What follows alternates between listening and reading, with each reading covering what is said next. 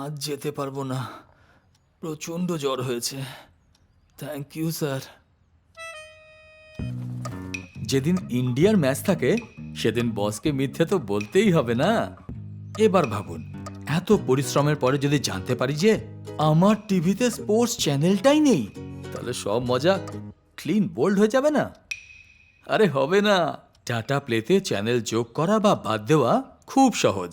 এই দেখুন, tata play mobile অ্যাপের ম্যানেজ প্যাক সেকশনে ক্লিক করুন, তারপর এই অপশানে ক্লিক করুন। সেখানে চ্যানেল যোগ করুনে গিয়ে নিজের পছন্দসই চ্যানেলস প্যাকে জুড়ে দিন। চ্যানেল বাদ দিতে হলে চ্যানেল ড্রপ করুনে ক্লিক করুন, তারপর চ্যানেলের নামের পাশে সিলেক্টেড বক্সকে আনচেক করে কনফার্ম করুন।